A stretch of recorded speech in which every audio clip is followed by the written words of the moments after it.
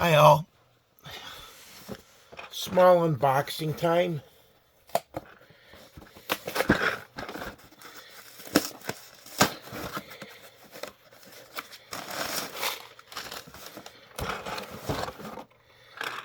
Another board game or game for my collection. I got Spare Time Bowling.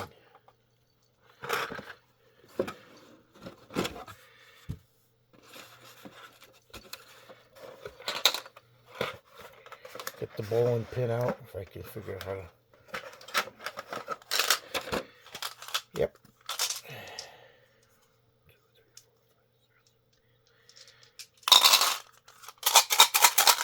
Let's see. You get 10 of these. Oh wow. That's how it works. If that's what I rolled on my first ball, that's pathetic. Only 2 pins? It would have been better if I had rolled a gutter ball.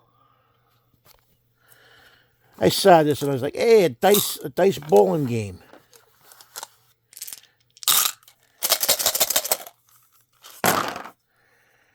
That's even worse.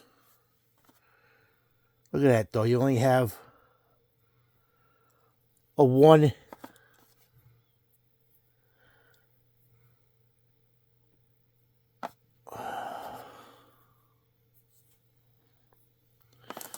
Wow. You have a 1 in 6 chance of getting a pin on each die. I don't know what the circle means. Let's see. When red O appears on top face after any roll and or theme is 1 or other pin left standing, red O counts same as a pin left standing. If no other pins left standing.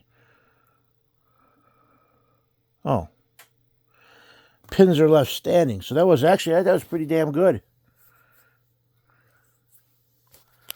So this game is actually more like if you're a pro. So let's see, if I roll a 10 die, well, good. I have 3 pins left standing on the first ball, and then I roll again, and I got a spare. Okay, that works out good.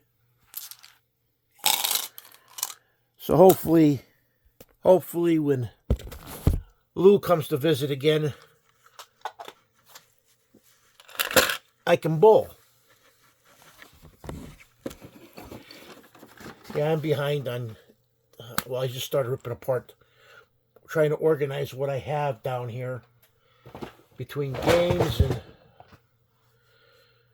everything that was under the air hockey table over here. The air hockey table got moved over there. Everything was taken off the air hockey table. Dad's coming down tomorrow because the scorer don't work. I moved the cat box over by in front of my one curio cabinet. But I have, my knees hurt so bad. I might have to go see the doctor about that. This curio, my Optimus Prime statue in Psylocke. I actually have to dust this when but I have to put all these games away.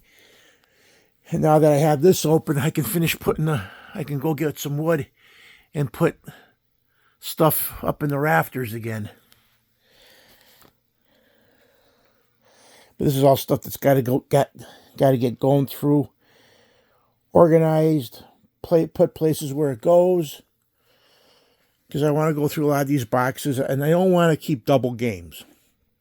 They'll stay boxed up. The games that will not, I'll just, like over there, I have the 2 Star Wars Death Star games. I only need 1 of them out. Same thing with Ice Planet Hot. I'll keep the one with the figures in. I'll box them. Keep those 2 originals out. But I want to go up in the rafters, some of those smaller games. Like I have, like up there, I have Payday, Guess Who, VCR. I want to keep like all the sports football games together.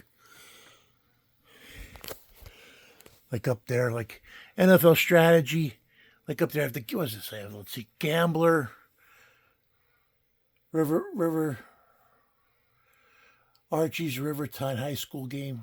What is it? I forgot what the name of the place. Charades, Trolls, Showdown Nazi, The Man from Uncle, Catch a Crook game, Pictionary. You know, I want to try to keep all those. Because if you go over there, you can see I have like a lot of the big Mystery Mansion. Well, I also have, the Mall Madness. And my daughter's been driving me nuts for the Ouija board. And that's in one of these boxes over here. But I want to get all this stuff out of here. Because down the road, a pool table is going to go right in the center here. I just don't know where I'll hang the cue sticks and stuff.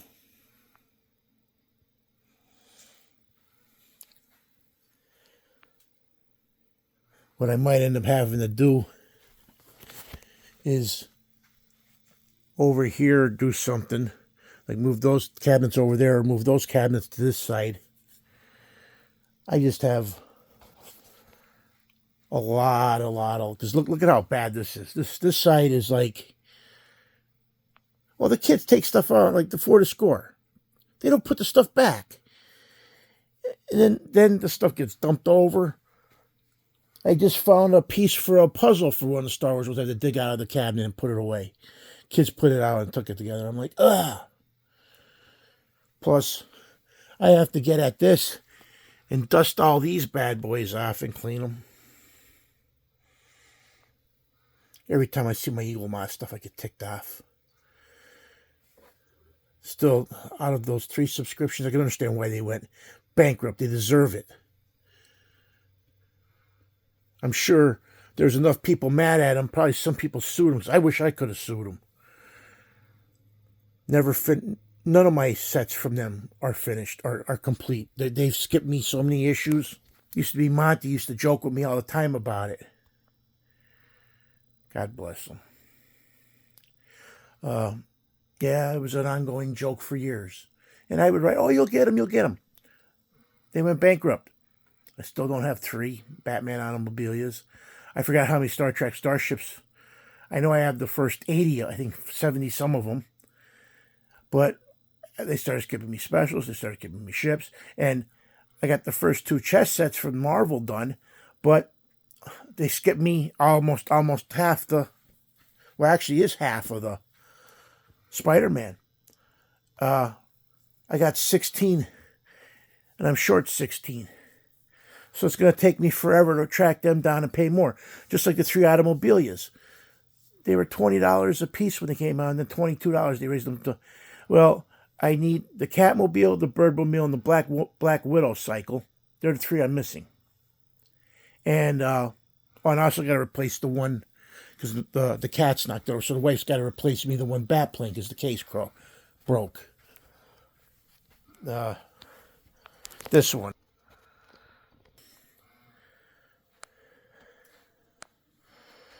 As usual, I'm sitting here trying to get everything squared. Because when I get that side over there cleared out, I want to move all the stuff from in there and just start organizing and trying to build the entertainment center. It's already 2 years now, and Stanley hasn't got me my Atari case that I wanted to hang up from the ceilings. I gave him the lumber and the paneling, the plywood stuff to do it. And I was like, yeah, I'll be able to hold 800 cartridges in it. Instead of having all these plastic cubes that are stacked up on my fireplace that I don't use. I just want all this stuff to, to get a semblance of organization. I have 1 more board game coming. I have 3 movies coming from eBay's. And I've ordered some comics from eBay too. When they come in, I finished Volume 1 and Volume 2 of Weapon X. So, last night I was talking to the guy who I bought most of my comic books off of Facebook. And I was actually thinking about all the books I lost from that one deal where I sold them some books and they went in, they took more. Like all the X-Men books that I lost. Wolverine, the Punishers. It's sad because I pretty much replaced all the G.I. Joes. In fact, I did replace all the G.I. Joes. In fact, I need 2 issues to finish G.I. Joe. I need the special Snake Eyes issue and 154, the second to the last issue. And I have all the Marvel run finished. But I go through it, I'm like, they took Star Trek The Next Generation, and I still haven't replaced them, even though they dropped considerably, and they've been able to pick a lot of those books up for $1 a book, and that's what I paid for them back in the day. And then they went up, and of course, that's why the guys snaked them. But my saga of the Swamp Thing, nowhere near close. In fact, I don't even think I have 10% of what I had bought again. Because that'll be a series. My X-Men, the Wolverine. Like I said, all the D&D ones they bought, pretty much, I think I need 2 issues. I need 1 issue of Advanced Dungeons and Dragons, or Dragonlance, and 1 issue of another one. And I have all the D&D, DC comic ones complete. But I'm getting like this collector's program. To tell you the truth, I pay for it every month. And I just bought, off of Dan, I wasted, I got like something like 30 issues in the last couple months I bought from him. The program says I did it. And there's no reason why those comics should be missing from that program. Because as soon as I get those books and I do the video, as soon as I'm done hanging up with this video, I enter everything I got. If it's a movie, it goes on my movie list. I'm a movie collector. If it's a video game, it goes on my collector's video game thing. I put down where I got it, how much it is it complete in the box, does it have the manual? The same thing with the movies. You know, the movie goes in there if it was Blu-ray, DVD, or VHS. The comic books, I do the same thing. I put them where I got it, how much I paid for it, and eventually I'm gonna go through and grade them all. And sit down like, do I think it's in fine condition? Do I think it's in mint condition? Near mint. The way I look at it, the most I'll ever get is probably a 9. I'll do a 9.0 on a book. I'll never get anything above that because to me, all this stuff is objective. If you're collecting comic books, I go back to this every time I start talking about it. If you're slabbing books, you're not a comic book collector. The word book is in it. Books are supposed to be read. Now people go, well, you don't read all your books. I'm like, no, I don't read all my books. I haven't read all my books since the freaking 90s. It was where I used to spend hours upon hours upon hours reading them. But then when you have so many, once you start falling behind, I don't think you'll ever catch up unless you quit buying and just devote all your time to doing it. And since I collect so much stuff, I don't see me ever, catching up on anything. Even trying to play some board games that I wanted to buy and I wanted to play. If it wasn't for Lou visiting me that time, I would have never played the NFL. Probably never got around to playing the NFL strategy game or the Stratomatic baseball game that I got at Goodwill. Because the kids have a set thing. My wife, the other day, Keegan pulled out Turbo, which I'm shocked. It's actually in with the games, but of course, not where it's supposed to be. At least he tried to put it away. But there are those games like that I don't mind. And plus, 2, I got to get that table over there cleared off because, I wouldn't mind having Anthony and Hayden come over to my house on a weekend to play Dungeons and Dragons. When we go over Anthony's got to move the table over by his coffee table. Well, we could play at that table. I have the coffee table right here. It's actually, really close. Hell, we can all sit around the thing here and actually put the map there. And there's plenty of seating. I'd love to one day be able to get a real gaming table for Dungeons and Dragons where you can have, there's a little dice roller section. There's a lot of stuff that eventually I will get because I am eventually going to get a pool table. I just don't know where. I already have a Pittsburgh Steelers pool stick. Bothers me that the one my dad bought me from when I was probably like 7, 8 years old. He went to I don't know if he got it in Taiwan or Korea.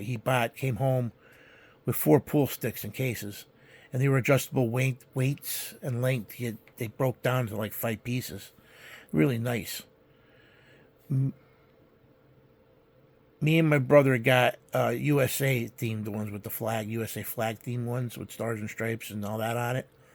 My mom got a brown carved. My mom had. She said, "My mom, we all had." My mom had one that had it was all carved. Like there was like I don't know if you ever saw the old carved ivory bones back in the day. It was sort of like that. It had like animals all carved in it, and it was really nice. And then my dad got one that was made out of. It actually looked like a professional one because it had no carvings in it. It was just a flat color, and the stick handle had like I don't know if it was silk or some kind of really nice fabric for like a gripping handle. Well, and his was in a leather case.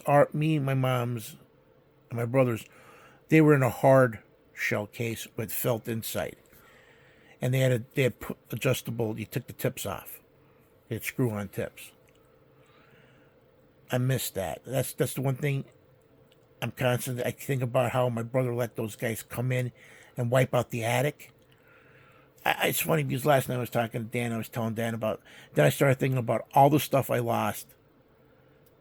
Either one, people stick. Those guys who swiped from me with the comic books, who screwed me on the comic books. My brother taking stuff and selling it, and the third, the crap with the fire. Because all the toys that were still up there, I had the boxes for my Hallmark figures that I have here. So now all my Hallmark figures I don't have the boxes for. They're gone. Which I don't understand why my dad took them out of the attic above the kitchen and moved them to the attic in the garage. No clue. And those guys, when they went out there, they got my speakers that were still in the attic. They got a tennis racket, skis, my golf bag. What else did I have up there? I had some more records up there. There were doubles. Once I replaced the stuff on CD, I put the records. I had doubles of separate things, and one day I might trade them away or sell them. But I rather have the vinyl. But they're gone now anyway. I had 2 sets of encyclopedias. I had the one set back from when I was a kid I had the yearbooks from the year I was born, 1970, to probably the late 80s. I had every yearbook encyclopedia where they updated what happened throughout the years. The only thing that I brought down here is I had the encyclopedia set. They had children's storybooks and rhymes.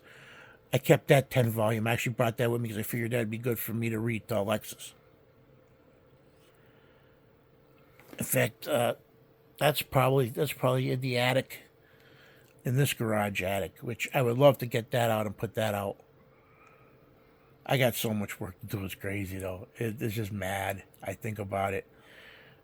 Because underneath the air hockey table right now, I have totes filled with pictures eventually I want to scan. Get all new picture books, albums. Redo them all by year.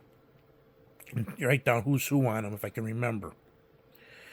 Because I already know now that my Aunt Helen, my Aunt Nancy are passed away, I will not know who some of the people are in the old black and white photos and all that stuff. Like I have photos of my great grandfather in a coal cracking car, and I have like get-togethers from like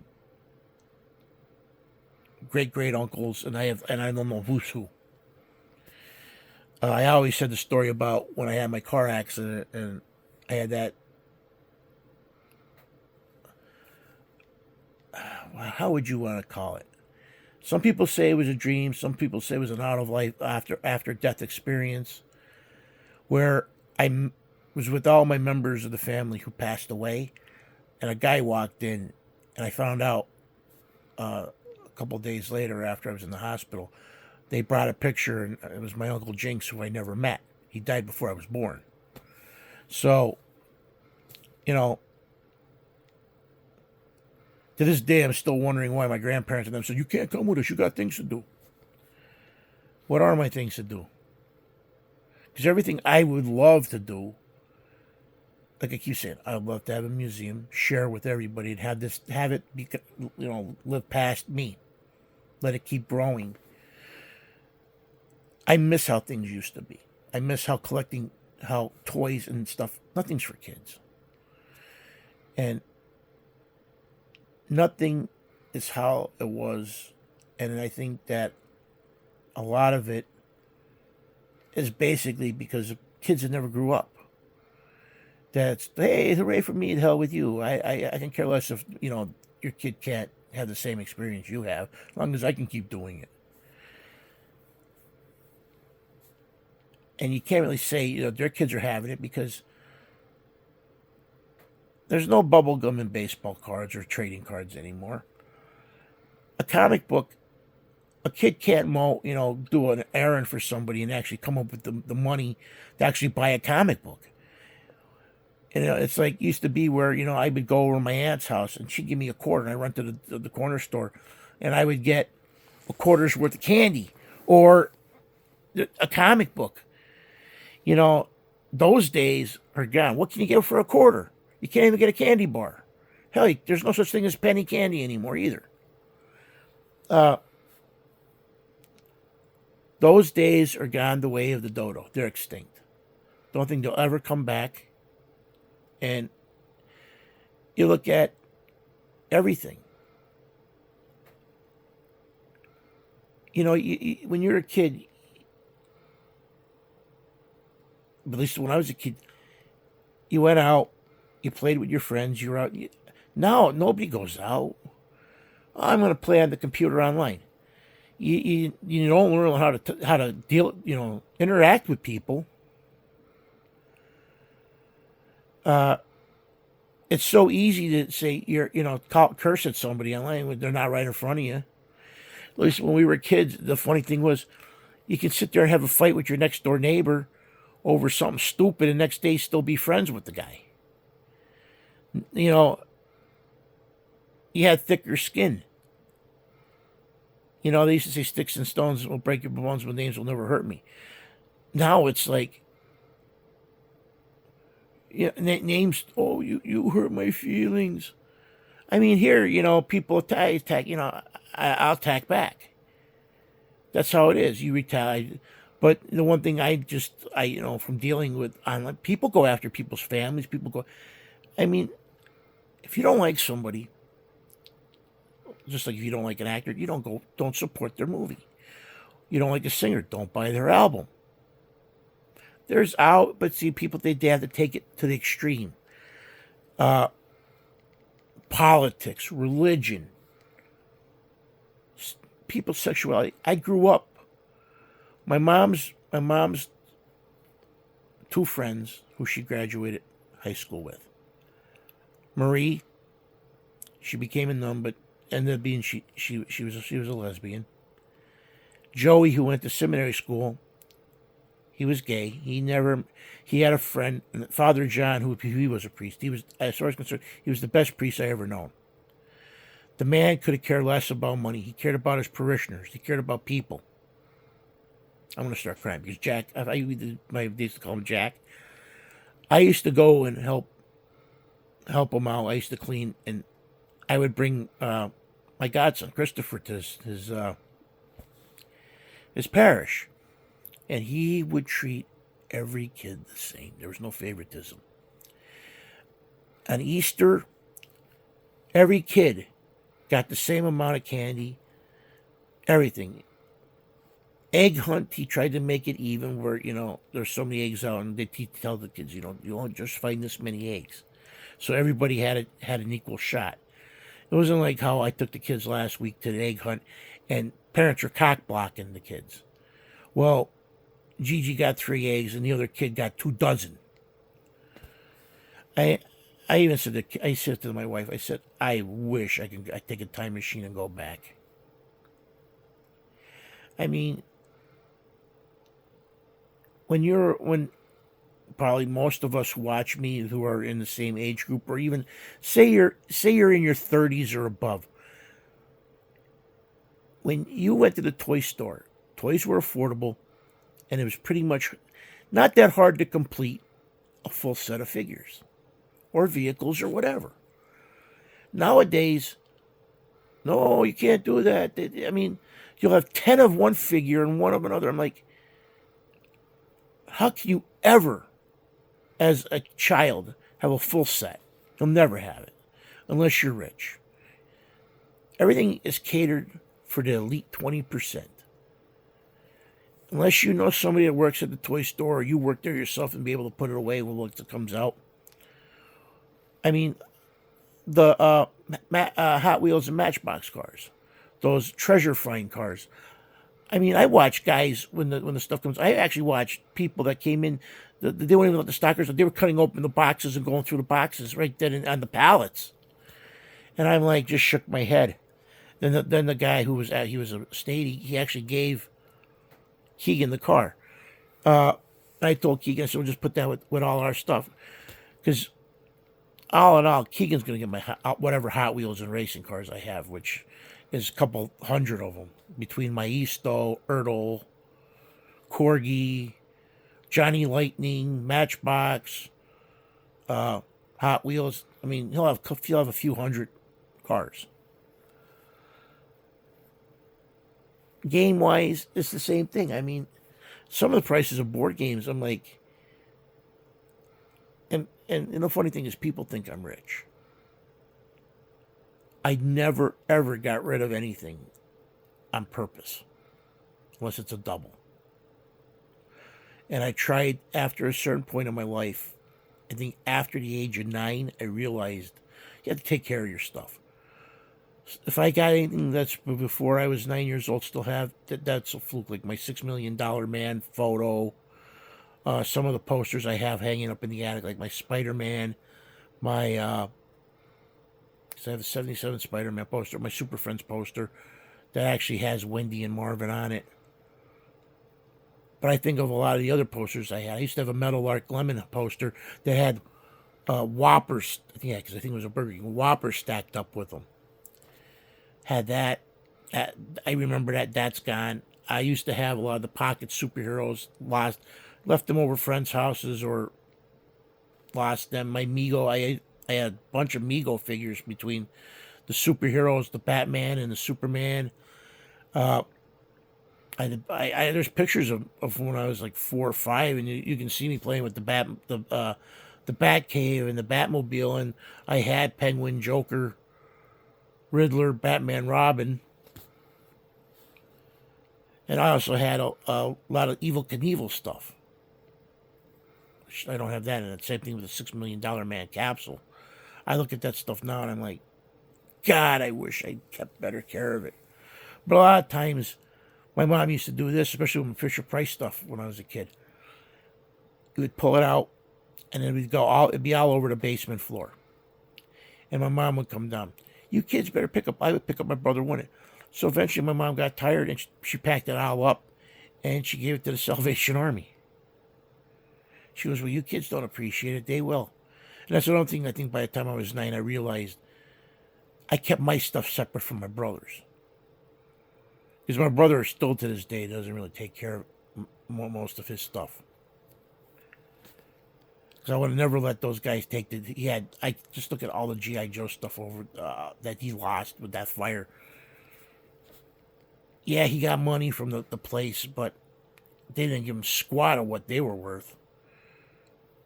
And pretty much he had at least the first 3 full series easily of G.I. Joes. The originals and the second wave, third wave. I think he went almost up to the 5th, but then the 4th and 5th stuff was sporadic, because that's when he started getting out of G.I. Joe. He was more into buying military stuff, because he probably lost all that because he just had the parachute, no straps, no actually back, just the chute. He had gas mask. He had a flight mask. Oh God, I don't know how many duffel bags, backpacks, army sleeping bags, which he kept mine.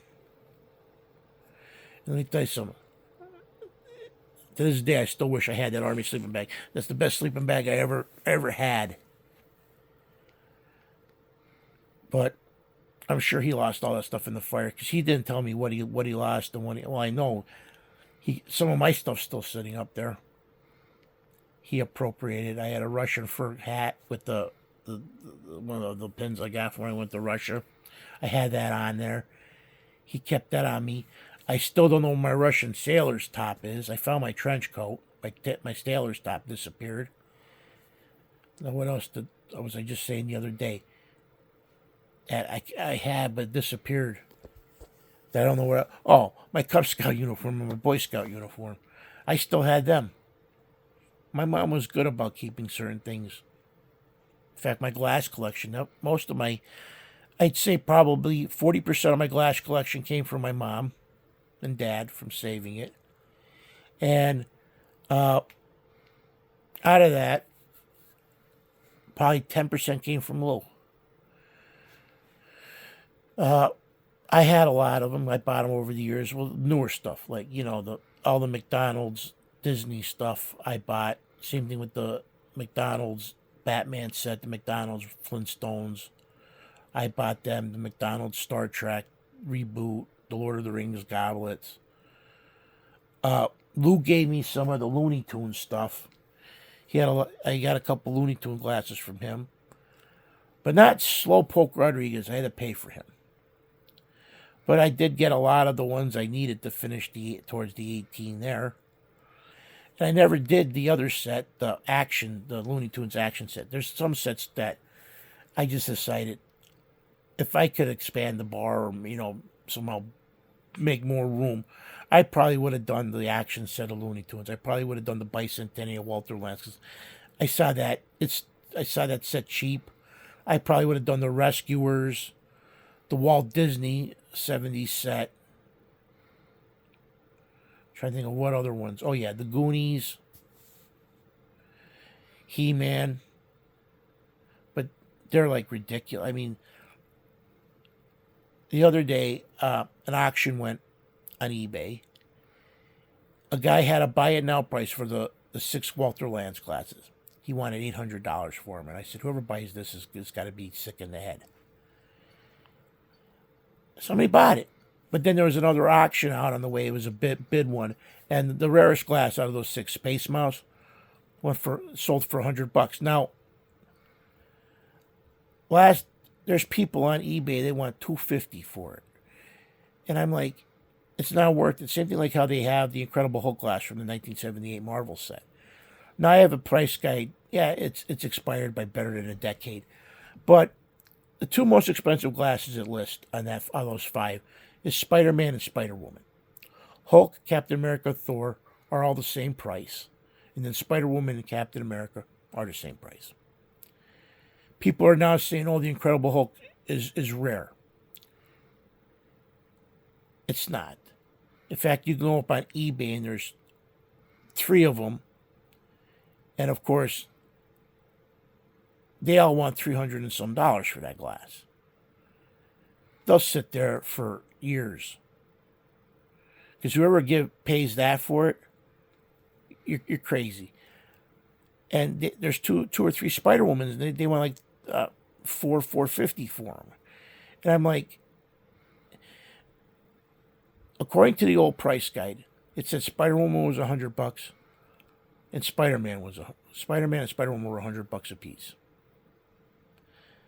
Now, if I went by inflation and the thing, therefore, probably around now, at max, maybe they'd be worth $200. In fact, I picked up Spider-Man 2 or 3, like during I think I got it during COVID. I picked it up. I paid $50 for it. I got Thor for 30 some and Captain America for 30 some. Now it's funny because I think they booked for $50 a glass. So I actually would have, I paid more than half for them.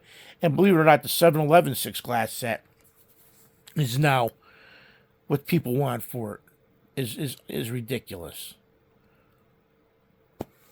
Because this stuff with Keeping Up with the Joneses. I started collecting glasses as a way to remember because my mom's the one who liked collecting them. Like she had a lot of the Rocky Bullwinkle, the Underdog, the Lance, the Ward, the MGM, the Looney Tunes, the Warner Brother glasses. So I was actually, well good with them. And of course, I grew up. I had Star Wars: Empire and Return. I had all three of those sets. But then when I was going through, I'm like, oh, I want to get James Bond for on the rocks glasses. Pick them up. I want to get the because my mom we had none of the superhero glasses, so I bought all them. And it's funny because you go, there's always somebody out there that's greed. Just like the comic books, these variants. I just finished off Volume 3 of Batgirl a couple months ago, and all I needed was the variant. And these people, these buy it now people, I wish the hell I could just slap the shit out of them. Now, rule of thumb, I always thought of the way these people did it. If it was a 1 in 10 variant, sell it for $10. I mean, because if it was a 1 in 25, $25 or better, you could double it at the most $50. Well, I needed the 1 in 25 variant of the Batgirl, and one guy had it. He wanted 150. I think it was after shipping like $160. Waited. One went up on auction. I went to a certain price. It didn't go for over. I think it went for like $100. That one. Waited again. Another one came up. I won it for what I wanted it. In fact, actually, I paid less than what I would have went for. That's just how I guess the nature of the beast goes. Like I need one GI Joe. In fact, I was dirt poor the one time because I bought a bunch of books, and the one GI Joe issue came up on eBay, and it sold for less than what I was willing to pay for it. And I was disgusted with myself that I couldn't bid on it. Because it happened a couple months ago when my wife lost her job. It was only my income. In fact, if my wife didn't have disability, long-term disability coming in, we'd be shafted right about now. I wouldn't be able to buy anything. She's trying to find another job. In fact, that's where she is. She goes to physical therapy twice a week still for her rotator cuff. Thank God the hysterectomy, everything went good with that. Thank God her throat, everything went good with that, even though she is going to need a surgery to correct her voice because her voice doesn't sound the same as it did. So that's going to have to go. That'll be done. And she's got all kinds of other tests coming up, too, because the doctor, we had to switch primary care physicians. And I like our new doctor because she seems like she's willing to, make sure that everybody's okay that she got. This is going to be, it's a long video, but just crazy when I think about everything. Even doctors, I can still remember, I was probably in the last wave of adults that actually had, when doctors made house calls. I can remember having a milk box on the front porch. It's weird, I think back, I'm like, you watch the old Laurel horror movies, you see ice delivery. You don't realize how much stuff has changed over the decades. I mean, ice delivery for your ice box. Now you have look at that, how technology, there's no ice delivery. There's no, the milkman, where's he at nowadays? Gone. There are some creameries. I'm just like, looking at how everything has changed. Is it for the better? Is it for the worse? I think collecting wise, it's gone for the worse. I see these people like, oh, this book just came out and it's gonna be worth. I'm like, how is it gonna be worth? I mean,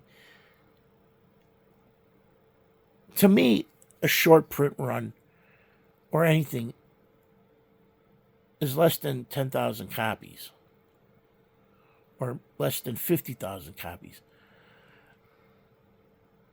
I'm sure all these comic book runs are in the hundreds of thousands.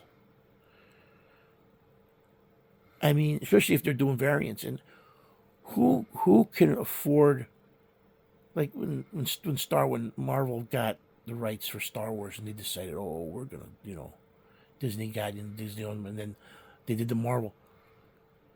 Who can afford buying, what was it, 200 variants? It's pretty much the same cover, different color. And I think at the time they were $5 a pop, but of course the 1 in 25ths, the 1 in 100s, the 1 in 250s, you're never going to get them for cover price. No dealer would, in their right mind, I think, would sell them that way. All those variants actually do is just put money in dealer and comic book, companies' pocket. And it'd be different if you actually went to a comic book store or a newsstand and you actually pulled and got this cover, I got this cover. It'd be different. But that's not how it works.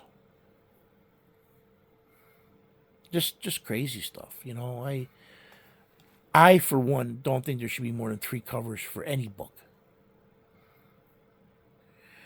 Because for a while I was on the Zenoscope buying Grimm Fairy Tales, myths and legends and all that stuff, and it's like I got tired of them. Like 3 to 5 or sometimes more variants. And it's like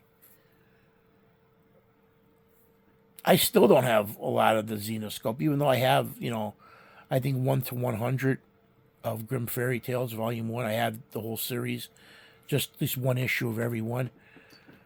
I'll never finish that with all the variants, just like the Batman Animated Adventures with the first Harley Quinn, number 12. I have the whole series. I'm missing both annuals, but I have the whole series. It's just that variants, trying to pick up, especially number 12. To me, it'd be different if a lot of the variants that they have came out the year that actually did. So they're still creating books of older books with a different cover on. That to me is asinine. What's the point? I can see, an anniversary issue, like how they have DC released the Millennium editions, and they had the Silver Anniversary editions of key issues, because nobody could afford Action Comics, number 1. And I actually have a copy that was done from the United States Postal Service. I have the anniversary of the 50th anniversary edition with Superman 1988, where they reissued it. And I think I have one more version somehow, I think. But, it's nuts, And a lot of them do that. I know Marvel was famous for re-releasing stuff. Oh, we're gonna re-release Silver Surfer under a different name. Or we'll reprint the 60s issues in the 70s. I even forgot what the hell the name of the issues, like Marvel Tales.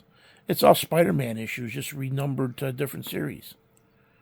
You're just redoing 1960s Spider-Man run, which same thing with classic X-Men. It's just an ongoing, just to make bucks. My favorite hero, GL. I'm always bitching about how I don't like how they revamped them under Jeff Johns. Oh, and people will be like, "You're sacrilege." I'm like, all it is to make money on figures, make money. That's it. Because if you really want to sit there and technically think about stuff, I always say that. I go, well, all the stuff you're doing, everything's based on thought and your willpower. So all these different colors mean absolutely jack. They would have been better off doing, well, you know what? We harnessed this part of the light spectrum. That would have been easier to demonstrate and had different, like, originally the Golden Age Green Lanterns weakness was wood. Every character should have some kind of weakness. Superman, kryptonite. Well, Batman, he's human, so a bullet can stop him. Green Lantern original 1960s reboot, Silver Age. His ring was pervious to the color yellow, which made it a little bit hard. How you gonna stop like Goldface, Sinestro, where your ring is negated. You guys negate each other. So right there, he wasn't all it wasn't all powerful. Now you sit there and it's like green ring, black ring, white ring. Do the color, and then they started. Well, okay, all these people bought into this. Let's start with, we got Green Arrow, Red Arrow. Same thing with all the different colors. They do that with everything, because the brightest day, blackest night. We got Blue Lantern, Flash. Black Lantern, Superman. I'm like, oh, just a way to change the color, sell the figure. Give Superman different uniforms, change the color schemes, do Batman. It's like now you're getting beat to death under McFarlane Toys with the new superpower stuff, which I quit. I am going to get certain vehicles like the Invisible Jet and stuff like that, because I want to get that. But as for all like White Flash, Gold Flash, already you have what, two or three different Robins already. They're only on wave 4, and they're pretty much all they're doing is just different color schematics. And I'm like, I thought when you were going to do a superpower thing, you were going to actually come out with characters who were pretty much not in the original Superpowers lineup line. Not give us different paint jobs for the same goddamn figures. It's like that's what DC's doing now. It's like Godspeed, Gold Flash, White Flash, Black Flash, Professor Zoom. It's like constantly just change the color, create a different name of a different Flash. Pretty much the same outfit. And the same thing with the Arrows. White Canary, Black Canary. It's like beat it into the ground. And this whole stuff about cultural appropriation and stuff. It's like, I wasn't happy when Cleveland, especially Washington Redskins, you grew up with them. This stuff about changing stuff and deleting history, there's that saying, those who do not learn from the past are doomed to repeat it. Well, if you don't have the stuff on there and people don't want to, hey, why is this called Fort Bragg? What was the Civil War about? What's this? What's that? You're not gonna, be like, if it wasn't for slavery, this is what would have never, By omitting everything, you're becoming ignorant to the past, and you're basically setting yourself up to repeat it. I actually think this snowflake generation is doing more harm than good. I mean, I grew up, like I said, I always say in my videos, I talk, hate's inherent. Color your skin. Hell, you're bald. I got a full head of hair. People weight shame, make fun of people where they're from, accent. Look at how many people make fun of the Indian people that come over and want to learn English, and people who don't speak English, who have to come over and have that accent, and some of them don't pick up the language. Well, I lived in Germany for 5 years. Do you think I learned German? I tried. I know some words. I gave it my best. I can never pick it up. It's just something. Some people learn stuff faster than others. Some people don't learn stuff at all. You can sit there and keep beating it into them, and they just can't get it. And I was one that can never get it because I can always never get the masculine, feminine, newer. And it was like always. And I was glad when I lived over there because the European education system is far better, at least when I was there, than it was the American education system. Kids, when they graduated from Germany, who went to a German school, they knew their language plus two others, and usually was English and another language. So when a kid graduated German high school, he knew his language, German. He knew English, and he probably knew either French or Spanish. And my 5 years there, I got to say the military bases, I'll never forget the general on the Milligan. Act and conduct yourself like an ambassador to the country, because you technically are. Nowadays, I mean, people don't care. I mean, a lot of strife is everywhere. You know. I mean, also too, people's cultures, people's way. Nobody ever respects their way of life. Like the Muslims, I respect them. You know, they have certain ways. Do I agree with a lot of their customs? No. Like, I don't know if all of them follow it or not, but the fact that some of them believe women are inferior to men, and I'm like, no. It's nuts. That's why I say hate's inherent. Ignorance is, it's everywhere, and it's not. I'm ignorant on a lot of things sometimes, and I'll be the first one to admit it. But I try, because to me, I'm not one that'll take one's word for pretty much. Like my wife's always, oh, watch this. I'm like, well, what happened before that?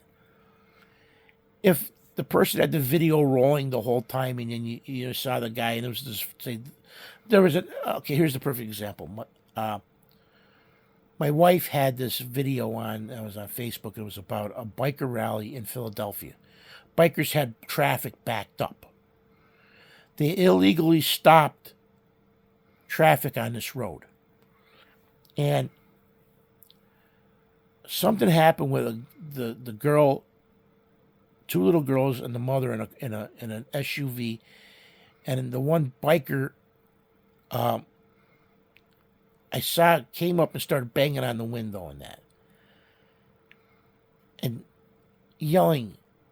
Well, I guess the girls and the things got scared or something. But what ended up happening was the video didn't start it exactly when it started the confrontation. It didn't show what led up to it. The mother, fearing for her safety, took the car and put it out of park, ran over the guy's bike and took off. Then what happened was the bikers went after him. Now they were making a big thing about this woman destroying the guy's bike. But see, there was part of that video that wasn't shown. It wasn't shown that the guy was banging on her car beforehand and actually harassing her, so I can understand why the woman would have been scared. When you have a bunch of people like that in a mob,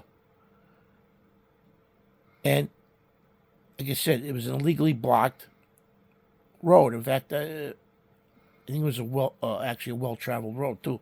This happened years ago, and people were like, "Oh, that woman should be," and I'm like, "Wait a minute, you're only seeing from when she put the ram through. You didn't see nothing beforehand."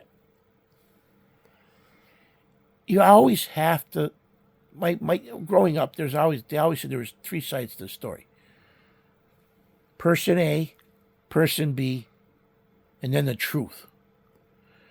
Because no matter what, there's always something that does. Because the only person who knows actually what happened is God.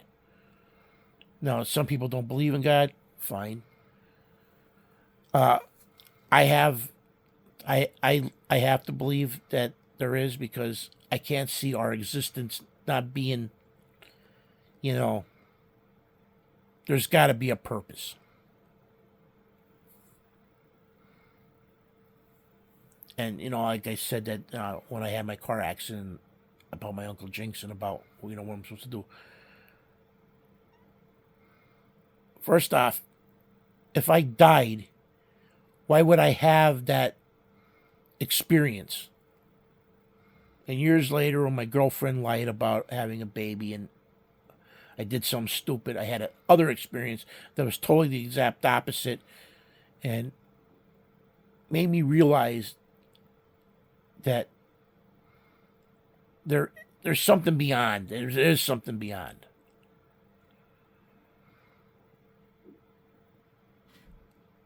And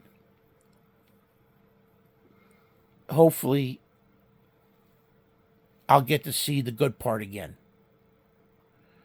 Because you know me, I would not have nothing if it wasn't for my parents and my relatives. Anybody who ever gave me something, I still have.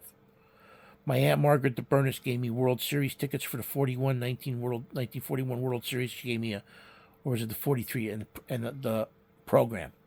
I still have them. I still have Sports Illustrated. My mom and my dad's friend Tony and Betty DeAndre, her son Billy, gave me. I have a ticket for, I think it was the, what is it? The Subway Series in New York. I have a lanyard and the ticket. Billy gave me that. I have the stuff Lou gave me. I have the stuff Brian Gaileski gave me. I have everything that anybody ever bought me for my birthday, Christmas. Al, Anthony, my wife, my ex-girlfriends.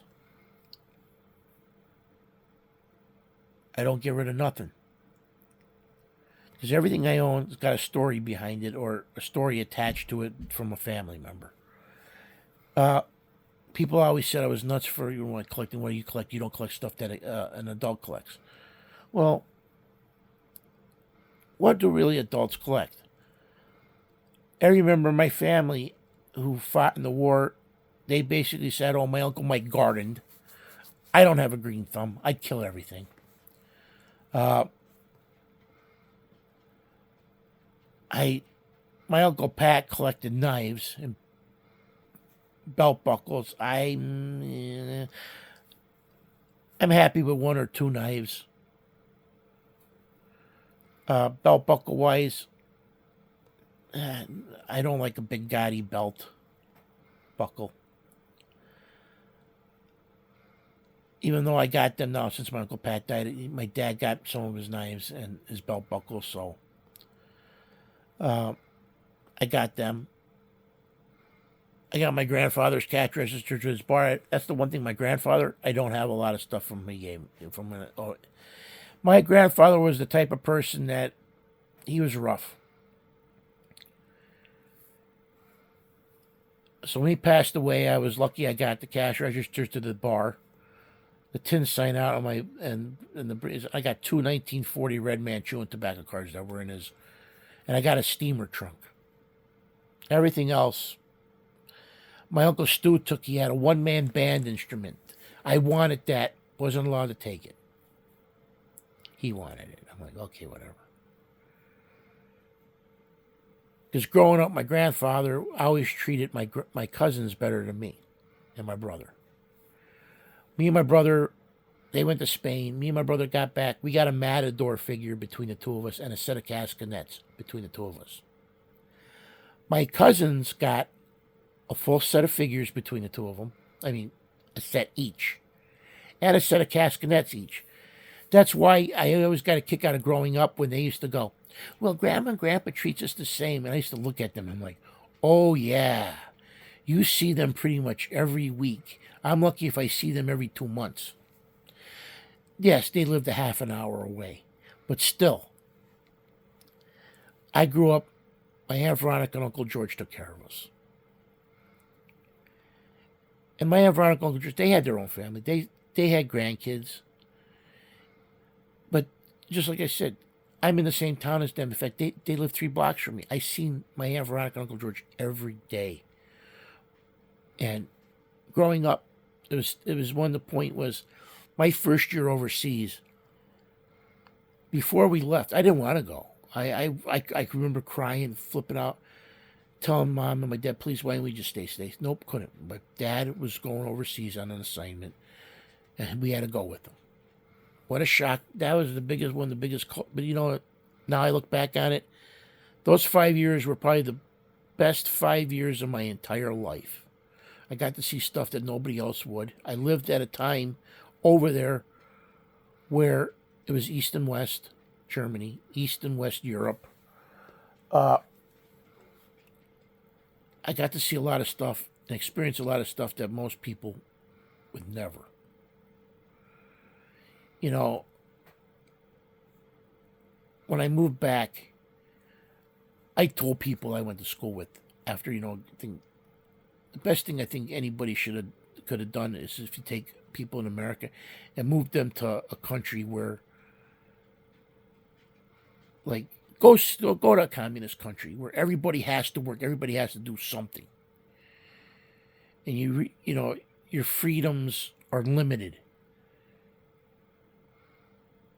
People don't realize what they got. But those 5 years met a lot of people. I wish I could have kept in, and it made me realize how much the military gives up for stuff. The people who serve, it's not only just serving their life, it's their families. Moving every so many years, never, having roots. Yes, they have families, but 3 to 5 years, you're lucky with stuff like that. Now, my dad worked for the government. And then I ended up moving after my dad's 5 year. He had a choice: Japan, United States. Came back to the same house we lived in before. And I think if I didn't come back, I would have never got into collecting, because that's what started me off. This one kid I went to school with, he knew I had comic books. He started, and I read them all, and I just didn't like, I wasn't living in Germany from 11 to 16. Hell, if you can reach the bar, you can get a beer. I used to go get, on Oktoberfest, I used to get pictures from my parents and bring them beer. Me and my brother and the other kids, we were like their waiters. Spiraled radishes with salt, beer, pretzels at Oktoberfest. Those experiences, everybody says you are what you experienced. Well, technically, it's true, but it's not. Some people can experience something bad and still do the same stuff and never learn from it. It's the type of person who learns from their experiences that actually grows. My brother, he still does the same shit. My stepdaughter upstairs for decades. It's one of those things that, boy, this video started off as a comic book thing, and then this becomes a part of life. But I really think that we as Americans and people who live in democratic, free, who could actually have free speech, which I don't know if you would call it free speech anymore, because it used to be where you can say something that boils somebody else's blood. The person didn't have to agree with it, but you have his right to say it, and that's it. If you don't want to listen to it, walk away. That's the way. I hate the KKK. I hate the Black Panthers, because anybody that just picks their race, to me, is wrong. But they are entitled to their freaking opinion. Even though I don't agree with it, that's them. Like I always say, hate's inherent. If it's not the color of your skin, it's something else. What side attracts? Your monetary. Well, how much money you bring in. Hell, people didn't want to go with me. I was balding. I was chunky. Let's see. I didn't have a good job. I didn't drive the right car. The list can go on. Oh, you don't have manly hobbies. Well, I golfed a couple times, but I was like, that's expensive. I was part of a rifle team. I was like, I got out of that because really there was no place I could go to shoot. You know, so I got into playing my video games, movies, because movies was an outlet. Same thing with the Atari was an outlet the whole time we lived overseas. Because when we lived over there for years, I did not have armed forces television, and watching German television was an eye opener. Hell, I'm 11 years old. I flip on German TV and there's a woman showering naked. My mom grabbed that controller off of me so fast.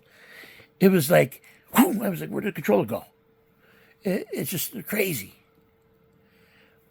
Going to the Follies, our first, like I said, I think before 81, we wanted to go see the pyramids and go see Cairo and go see, there. They shot Sadat, couldn't go, terrorist thing was on. So we went to Paris that year. And I've been to Paris 3 times. And 3 times all my visits were terrible. The people treated us like garbage, were rude. I even asked my mom and my dad why. And my dad's like, he goes, I don't know what it is. He goes, it's just a city. And it's the truth, though. It's funny because I've been to Strasbourg, France, St. Mary Glees, Verdun, and Normandy. Not a problem with any of them. Normandy, Saving Private Ryan does not do that cemetery. That cemetery is huge.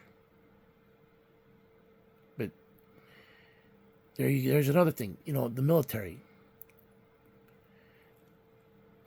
Growing up, I seen, since a lot of, and also being overseas with them, a lot of Vietnam vets didn't get and shown the respect or any kind of stuff that they did. All the hippie generation. Listen, you didn't have to agree, but you should have never lashed out at people who served.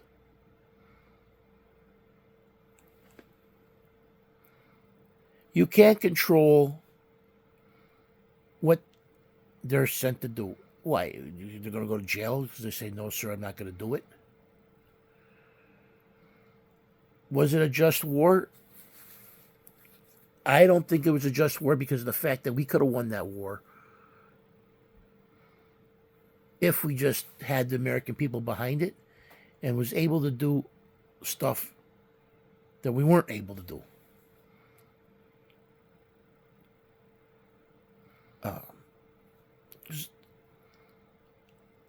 We had better machinery, better training. I don't agree with the chemical warfare, but that's another story. I knew a lot of guys when we lived overseas that actually served, and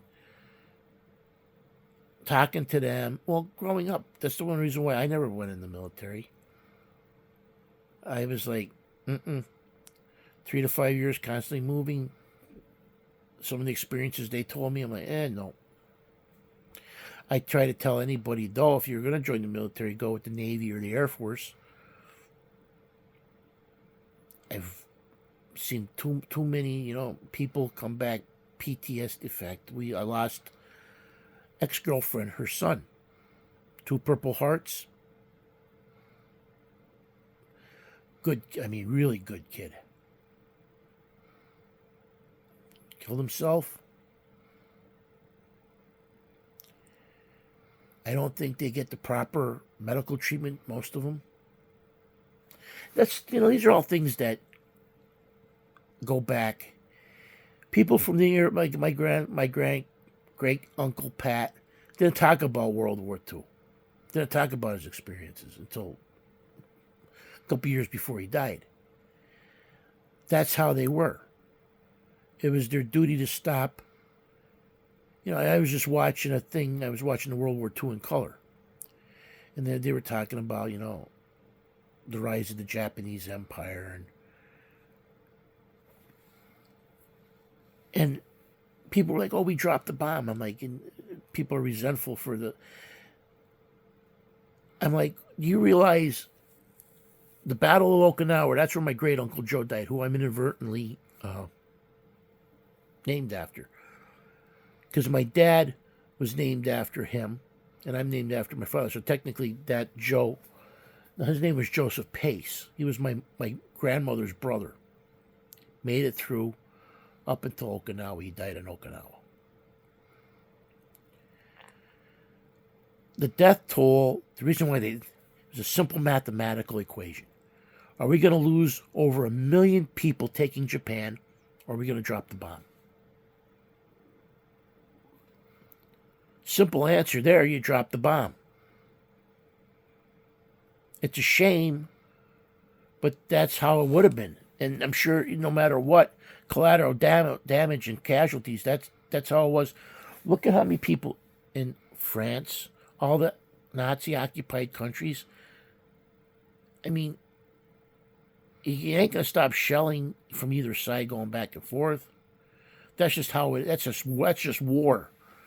The only way to stop war is to not start it. Because nobody wins, technically nobody wins in war. All you have is losers. Yes, the government say, oh yeah, we won, but families, people, you lose. I mean, look at Japan. We, help rebuild, set them up. It's like that with the war, Western Bloc, Canada, France, America, Britain, we all had bases out throughout, Germany. I can remember going to I forgot what the Canadian place was. They had a better toy department. I used to love going to their concern. And I'm trying to think of the name of it. No, was it by Baden-Baden? It was by the casino thing, if I remember right. I can't see a lot of things. I can't remember a lot of stuff like I used to. And the older I'm getting, the more stuff sticks in my craw, and it's like, I can't remember his name. And then a couple hours later, I'll be doing something totally different, and the name will pop into my head. And it's like, wow. Where if you got me, I'm in my mid-20s, I'd be like, boom, boom, boom, boom, boom. But, back then, too, when we lived overseas, the mark rate was almost 4-1. I think at the height of my 5 years there, under 5 years there, it was 360-something, the mark rate was. I mean, I used to go on the economy and buy my Star Wars figures there because it was like $1.50 for a Star Wars figure. I miss those days. I miss the days where you can go, like, there was a co-op, it was called. It was sort of like a Walmart supercenter, basically, because it was like a big department store. And it was on the Academy, and it had little shops in the front, like how Walmart's got now. And the one shop, I love it. It used to be an ice cream place that made little personal pan pizzas. So we'd get a pizza with Shaken's ham. So I would get ham on the pizza. And after that, they had flavored ice cream. I used to get banana flavored ice cream. Just weird what you remember. And then sometimes every once in a while we used to go outside, and we used to get a bratwurst with pommes frites. A bratwurst is basically a sausage hot dog or whatever. With it'd be on a Kaiser roll, and pommes frites. That's all is French fries. So that's what we would either get too. Our ROTC class at lunchtime, we used to get the grill, and we used to sell Wurst and sodas. I'll never forget doing that. That used to be fun. But, like, I look at it now, it's like, all the bases I went to, all the schools I went to. Nelligan Elementary School, Nelligan base, gone. Robinson Barracks Junior High, Robinson Barracks, gone. We used to go to Kelly Barracks. That no longer exists. My high school of 2 years, Patch American High School, the Patch Panthers, they no longer have a school. Patch Barracks still exists, but we spent a lot of time in the Nelligan Rod and Gun Club. I can tell you stories. The stuff my brother and them used to get into. My dad trap and skeet shooting. I worked, in fact, I just found the pin. When I go over my pins, I found my Nelligan gym. That was the first job I ever had. I can remember my boss, Sergeant Pickens. He was a good boss. Then there used to be 2 women that worked there too. I can't remember their names. But I'll never forget the time that I was out there doing the grading the baseball field.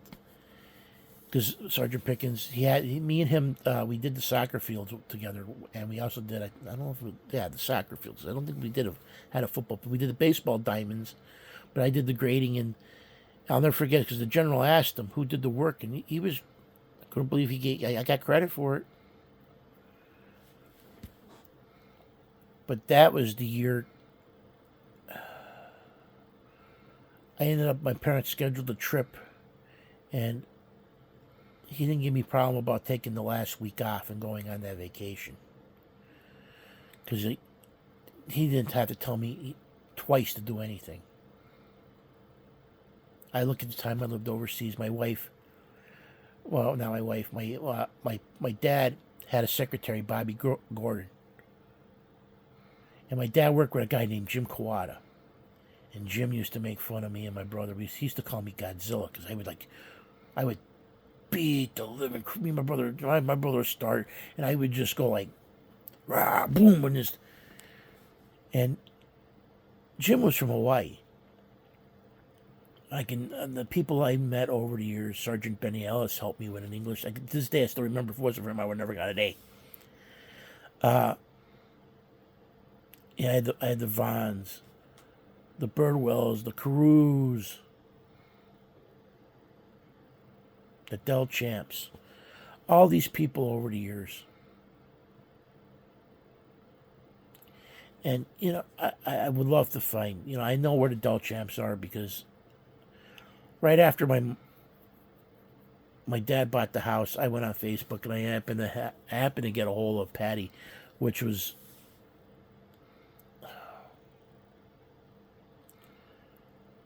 man, now my mind's blank. My mind's blanking. Her husband's name, he passed away. Bill. Him and my dad used to golf. They worked close to each other. And my mom and Patty were good friends. In fact, my mom went to Italy, I think a tour of Italy with her. Because my mom, all I remember is the story of my mom buying a marble chess set. And they were on the bus, and they had to get back on the bus, and it was blocks away. And a guy in a scooter was gonna take my mom to the bus. And Patty said she swear to God, because the guy was a bigger guy too. My mom was on the heavy set side at the time. Well, after a certain point, she was always on the heavy set time. But with the chess sets being made and being real heavy, driving it was like. The story was funny because the way my mom and Patty explained it was like they were amazed that they actually that little moped got them to the bus. But yeah, crazy stuff. I can remember sometimes I used to have to watch Patty's kids.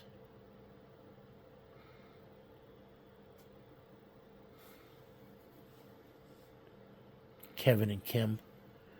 To this day, I still remember Kim liked strawberry shortcake, and Kevin was He-Man and superpowers. He also had Black Star stuff. And I was like, I would go and play, and we'd have to watch shows.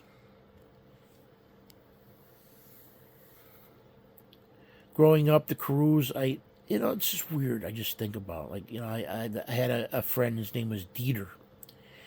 And he, I guess he had a father. I don't remember really his background. No, he's part German. And my one friend, Mike Speziali, who I wrote a couple letters when I first moved back. He was from the upper state New York, but he just came back on. I lost touch with him. It's just one of those things. At least with Facebook, if a person's got a Facebook account, at least you can still keep in touch with people I knew from Germany there. But a lot of them don't even have social media. And in a way, it's good. In a way, it's bad.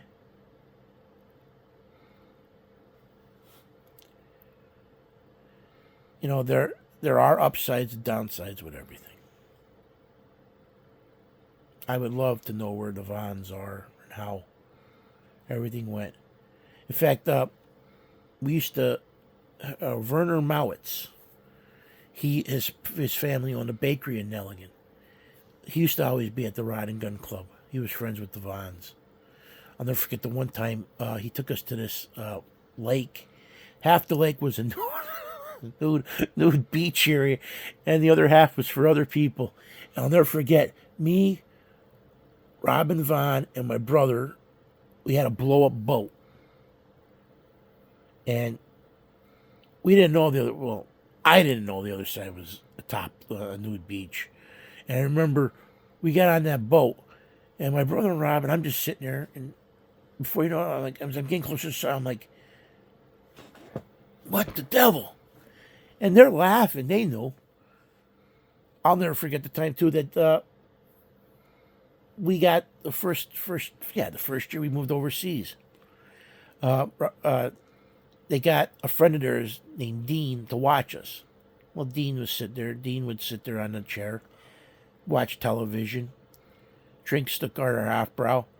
Well, we got this great idea. We're going to tie him up. We tied the guy up. He was crying. At least you could at least have me so I could have drank my beer.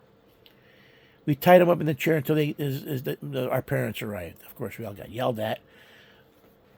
And Dean never watched us after that. Some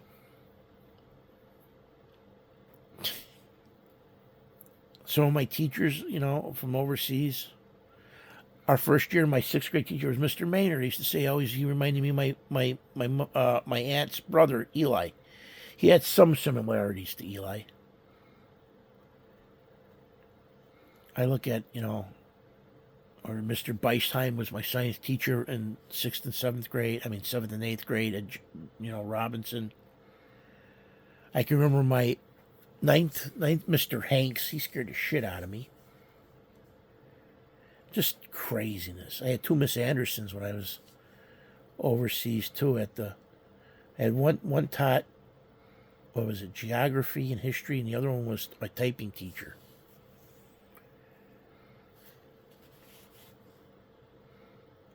Mr. Lindsay, he was my English teacher when I lived overseas at Robinson. He reminded me of Fred. He was a black version of Freddie Mercury. That's the way I always reminded him. Because he had Freddie's mustache, and he drove a Mercedes, and he used to wear a fur coat. And I never met. He cared about pretty much everybody. I can remember my incident on the Halloween party where I dressed up as a Mexican bandito, thinking it was a Halloween, party you get dressed up in. It wasn't, just a dance. I felt so friggin'. I just sat out there and waited for my mom and my dad to pick me up. He actually sat there and he actually talked to me for a while. I can be a bonehead every once in a while. I've done a lot of stupid stuff. Like I used to tell the guys on troop that I can learn anything if I put my mind to it. So they try to get me to do a cherry picker. I don't know if you ever guys do BMX. That's where you sit there and you bounce on the back wheel. Oh, God, those guys never laugh so much. Well, let's put it this way. I racked myself almost a half a dozen times. Eventually, I learned how to do a cherry picker.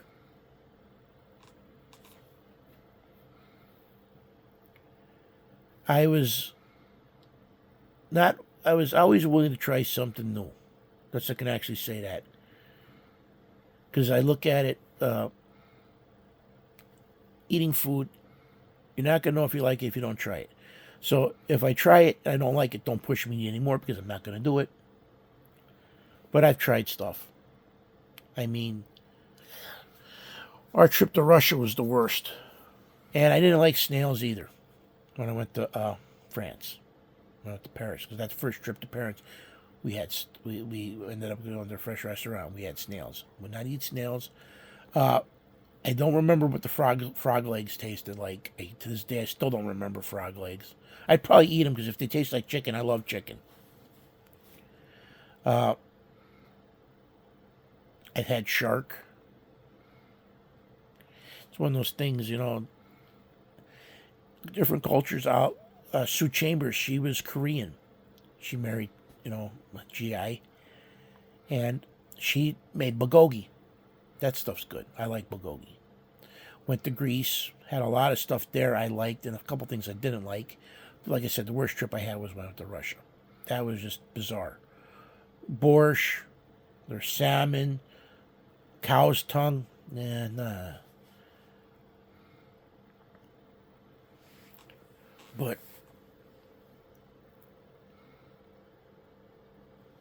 I am what I am. There's the good old Popeye.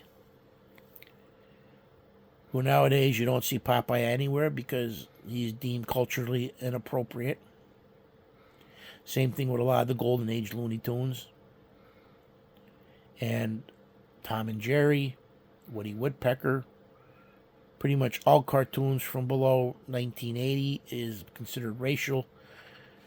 I'm like, okay, I understand why, but hell, decades of people watched them. And I think we had thicker skin for them. Hell, my stepdaughter, she's got two friends, and I swear to God,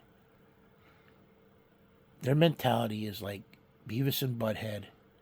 Well, the other one just hit the other one in the head with a hammer. And I looked at her and go, what do they think? They're cartoon characters? I was a child and I knew getting hit with a hammer is not good.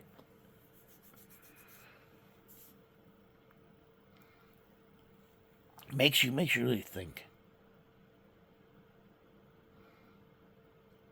Yeah, she laughs about it. I'm like, ain't nothing funny about that.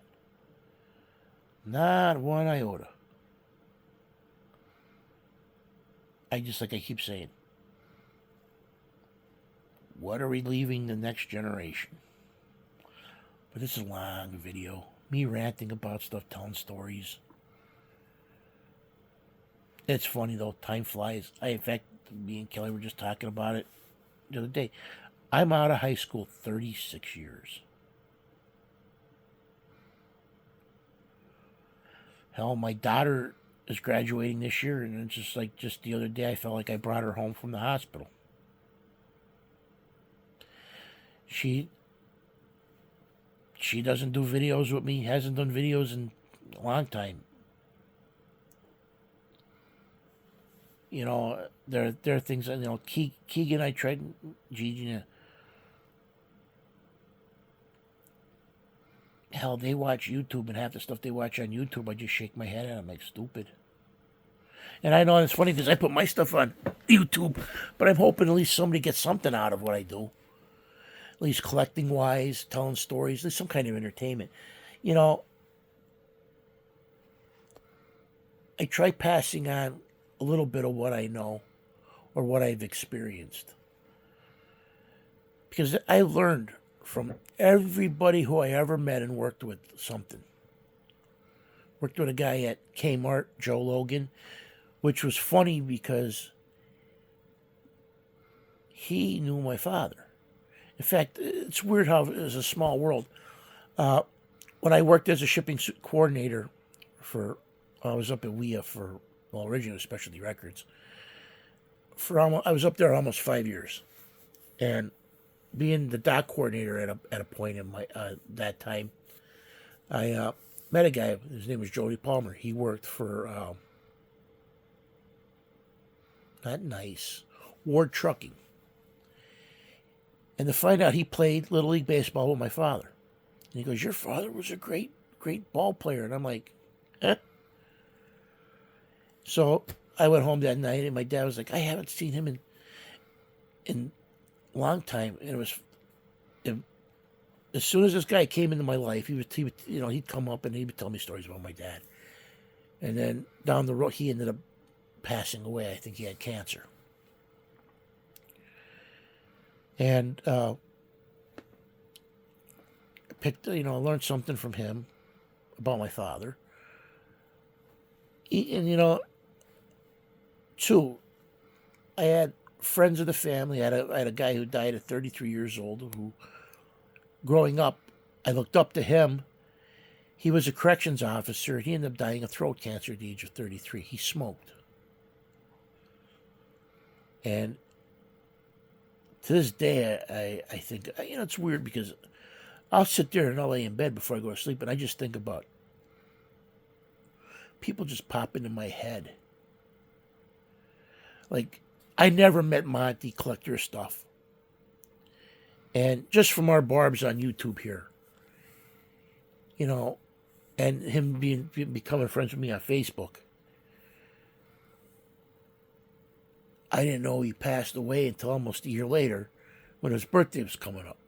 And then I saw it. Because I haven't seen some of my cousins in years. And I don't hear from them. You tell them too, like, before my two aunts died, I'd call them. Well, we can't go. I said, listen, you want to talk, I'll call you back. I don't have to pay for my long distance. I pay a flat fee. I used to pay a flat fee a month. They would never call. To find out, I never found out they died either. I wanted to go up to visit my one, and my dad goes, "Oh, Joey, she passed away." I'm like, "I told you about it." I'm like, "No, you didn't." I said, "Dad, why would I be shocked that she died if I knew she died?" My mom was the one that was connected. My mom was like the glue to everybody. I have some qualities my mom's got, but I am I can really say I am not social butterfly my mom was. My mom always made time for people. That's the one thing I have the problem with. It's trying to create time, especially now with my back, even just sitting in this chair's killing it, especially my lower back. Here's usually where I spend most of my time, right here. Laying here, watching television. Because, one, no pressure on my back. That's the biggest thing. Even though now working on the bar for the last couple months, I'm developing knee problems. Where if I'm on my knees, I can't get up off my knees, and my knees hurt. In fact, last night it was bothering me all night. And I actually have to go check if you can see the lighting.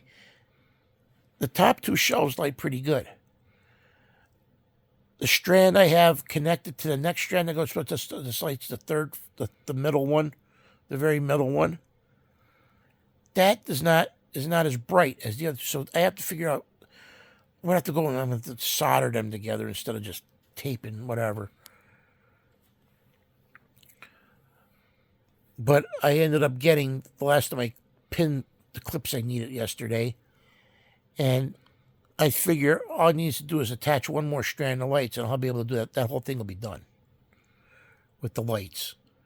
So I'll just have to do is when Dad comes down tomorrow, shelving,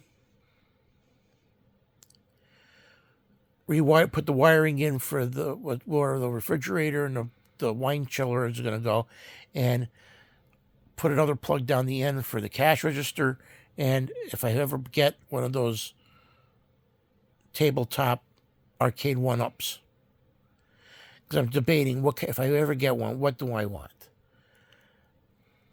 I love classic Atari games. Like, I'd play Pac-Man, Miss Pac-Man. I actually have them downloaded on the Xbox.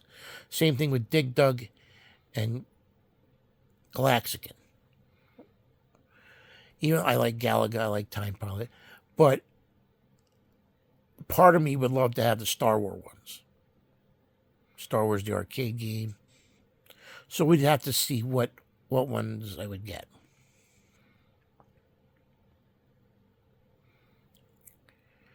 So I also got to measure the plexiglass and see, I have to go to Ace Hardware because they were the cheapest for plexiglass when I got the back wall done. If I went and got the plexiglass through Lowe's, it would have cost me probably over $400, and it cost me less than $200 through Ace back then. And these pieces, since they're pretty much 41 from the floor up, it shouldn't take more than 2 pieces of plexiglass to do that whole thing.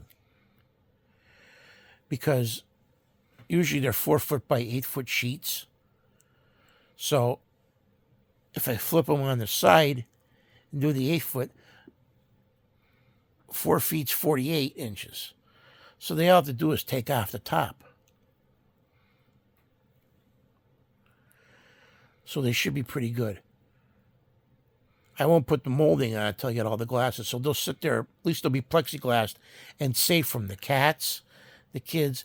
And because when I get the plexiglass, I'm going to clean them all out. Because some of them got cat sneeze on them. So Windex and toweling will clean them right up. And it's funny because Lou sent me a thing about a free pool table. I said, there's always one. I got to wait till I have all this stuff cleared out and organized before I go getting a pool table. And then, like I said, I got to figure out where I'm going to put the cue sticks.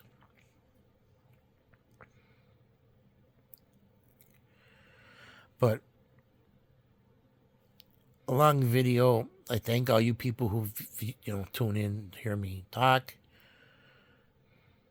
And as I always say, thank you all for viewing and subscribing.